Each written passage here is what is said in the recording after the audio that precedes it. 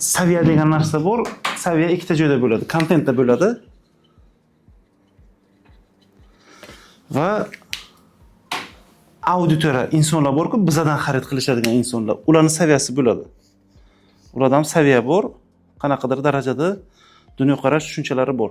Bu yerda endi saviya degan paytda saviyasiz, saviyali deyish noto'g'ri. Saviya auditoriyadan bor. Saviya degan paytda o'qigan, o'qimagan emas, bu mumkin emas bunaqa odamlar bo'lish, lekin saviya degan paytda biz tushunamizki, u qanaqa ma'lumotni qabul qilishi. Masalan, asosiy sizda nima uchun prosmotr bo'lmaydi? Odatda qaranglar, odatda auditoriya saviyasi ana bu yerda bo'ladi, o'rtada bo'ladi. Sizlar kontentlar yuqori saviyada bo'ladi. Konflikt bo'ladi saviyada, aynan.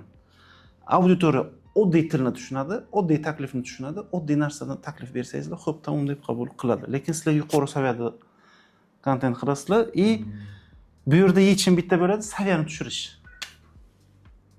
Qachon saviyani ana bu joydagacha tushirsangizlar, kontent saviyasini auditoriya saviyasigacha, auditoriya darajasigacha o'sha paytda kontentlaringiz uchadi. Eng yomon narsa saviyani pastroq tushirish, kontent saviyasini pastga tushirish, lekin auditoriya yuqori saviyada bo'lish.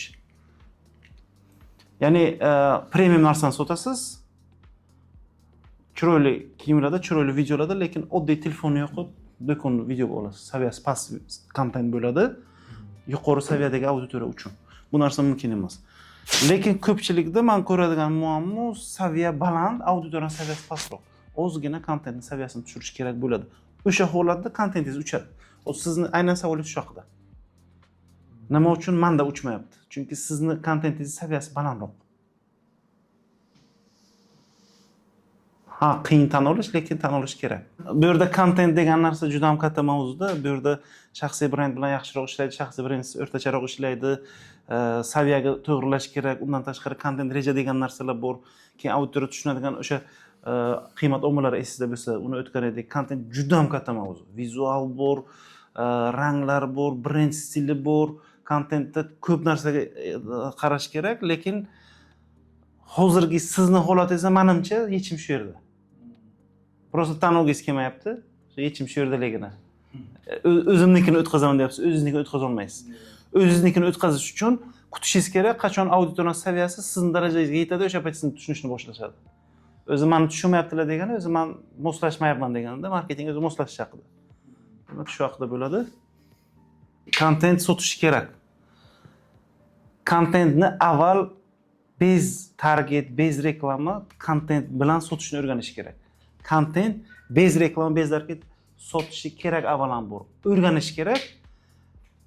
Hozir target kelgan payt tushuntiraman, nima uchun target reklama keyin qachon beriladi degan savolga javob bo'ladi. Target reklama. Bizda nima qilishadi? 12 ta post, 15 ta postni qo'yishadi, darrov target yoqishadi. Katta pulda hamma mijoz keladi, ko'proq pul bersangizlar, конечно, $1000 bersangizlar agar keladi 200 ta 300 ta mijoz. Lekin u qimmatga ham tushishi mumkin-da ayrim sohalar uchun.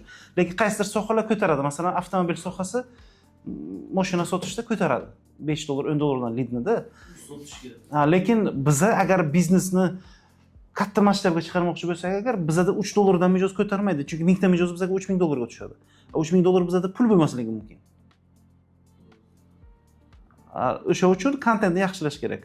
Va kontentni yaxshilashning zo'r formulasi bor. Kontent qanchalik zo'r bo'lsa, yaxshi kontent mijoz narxini tushiradi, yomon kontent mijoz narxini baland qiladi. Target reklamalarda Facebook ham yomon kontentni ko'rsatmayapti. Hozir sizlarga aynan target degan joyga kelgan payt, aynan o'zimda o'zi target yo'q qilgan.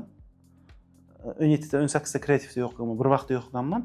Hozir sizlarda kontentni ishlashini nima uchun ishlamasligini ham tushuntiraman. Nima uchun ishlashini ham tushuntiraman. Mantiqni tushunasizlar. Target reklama yo'qish haqida ozgina menimcha fikrlaringiz o'zgaradi.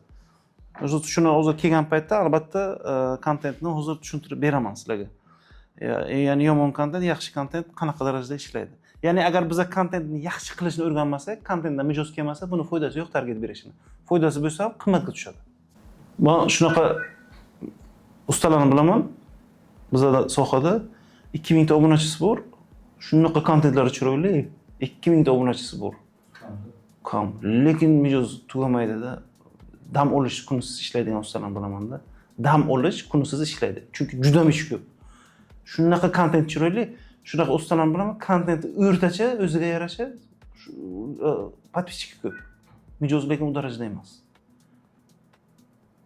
Ya'ni yaxshi kontent, kam подписчик bo'lsam, ya'ni obunachi bo'lsam, sifatli obunachini ham olib keladi. Endi massiv uchun ko'p ishlarni qilish kerak, lekin bizda asos o'zimizni obunachilar kerak-ku. Yana bitta narsani tushuntiraman. Kontent ishlash kerak o'zi. Agar kontentdan mijoz kelmasa, ikkitami, bittami kelmasa, faqat men o'zim bu tajribamdan teoriya bo'yicha ham aytaman, tajribamdan ham aytaman. Agar bitta postimdan bitta yo ikkita mijoz qiziqmasa, kelmasa agar target berib ko'rganman ham kelmaydi. Ikkita mijoz kelsa, bitta postimda target bergan 20 ta mijoz keladi. Target degani buni ko'paytirish degani, sun'iy.